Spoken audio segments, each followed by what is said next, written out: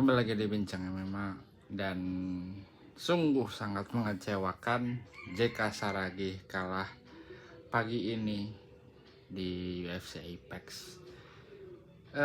Hype-nya sangat-sangat hype, apalagi lu bisa lihat konten-konten gue soal JK Saragih dan lawannya Westin Wilson. Westin Wilson ini sebenarnya bukan gue bilang lawan yang gampang juga ya, cuman dia dua fight debutnya kalah dan sekarang JK kalah di ronde pertama dan baru 2-3 menit awal gitu. Kalahnya JK tap out triangle. Jujur gue sangat sedih dan kecewa gitu sama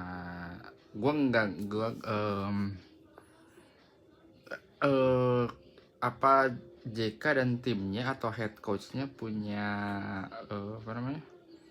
fight plan-nya itu gimana gitu pas fight ini. Jadi soalnya yang aneh langsung eksplosif gitu sih JK-nya, nggak main tenang, nggak main apa, karena kayak pengen cepat fight, pengen cepat beres, akhirnya datang langsung eksplosif di takedown.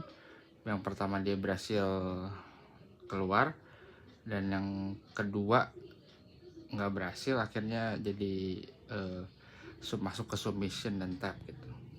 Gue ngerti Mark Fiore ini sebagai head coachnya JK apa gitu sih dibalik semuanya ini, dan apakah ada plan, apakah nggak ada plan di fight ini, gue juga nggak paham.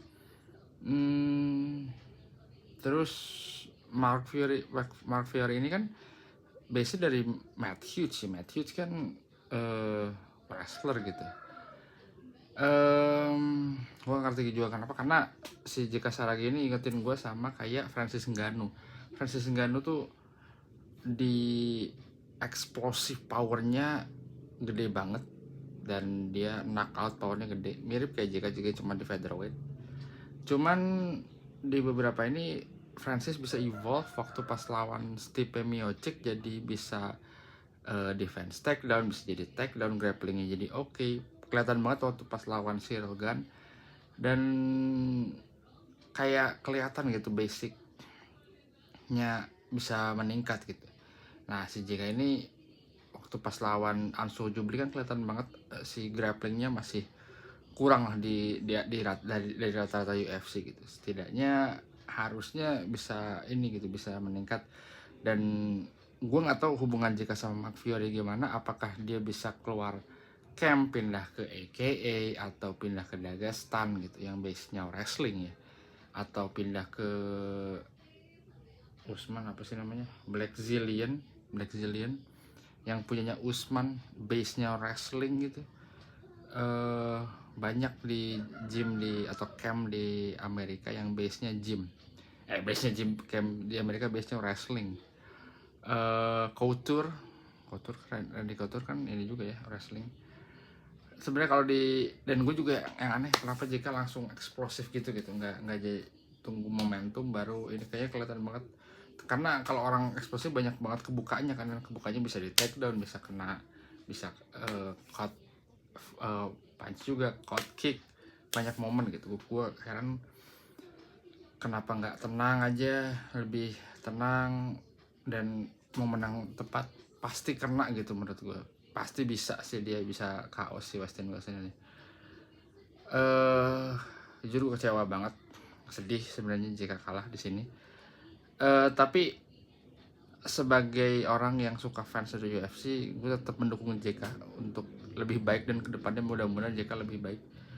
JK ini, dan biasalah orang Indonesia banyak yang wah kayaknya dia abis ini dipecat nih sama UFC. Westin Wilson aja yang 2 fightnya dia kalah di UFC, dia fight ketiga baru menang gitu, masih dikontrak sama UFC kan. Gua nggak tahu, kayaknya sih biasanya UFC kalau kontrak fighter tuh 4 kontrak awal dan 10 ya, 10 apa 12 lah, 12 ribu gajinya dia 12 ribu buat kalau dia menang. Dan JK baru 2 fight Mungkin ya kalau bisa 4 fight, masih ada 2 fight lagi atau mungkin 3 fight, gue nggak, tapi kayaknya 4 fight ya gue waktu itu kalau nggak salah gue ingat. Jadi 2 fight ini kita bisa menunggu gimana ininya, dan mudah-mudahan sih JK bisa dapat di UFC live ya di Singapura, kalau jadi UFC di Singapura atau di Jakarta gitu, meskipun dia kalah, karena gue yakin fans Indonesia banyak juga fans Indonesia yang jadi hater kan, wah apa nih turun nih ya, meskipun gue lihat grapplingnya tadi kurang banget, dan gue sempat bahas sama di grup jiu-jitsu gue, karena JK tuh kayak salah, emang pas triangle-nya salah.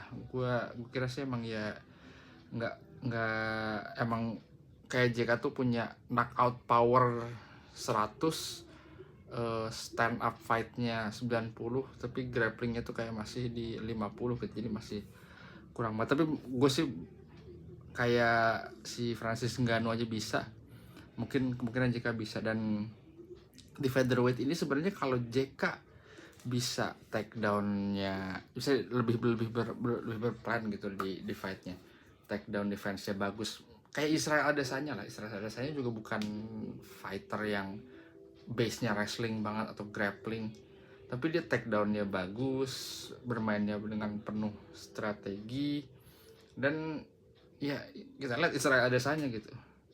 Siapa lagi? Alex Volk tapi base-nya sih ini, base-nya gulat juga, bukan gulat apa, rugby, ada semi gulatnya.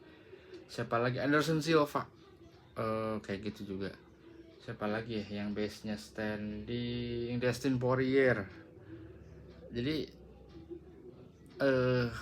ada apa sih, bisa dibilang ada plan lah dalam fight. Tapi gue berharap sih JK di fightnya, 2 fight berikutnya atau fight berikutnya bisa menang. Dan tapi balik lagi, jarang loh orang di featherweight yang punya knockout power kayak JK, jarang banget.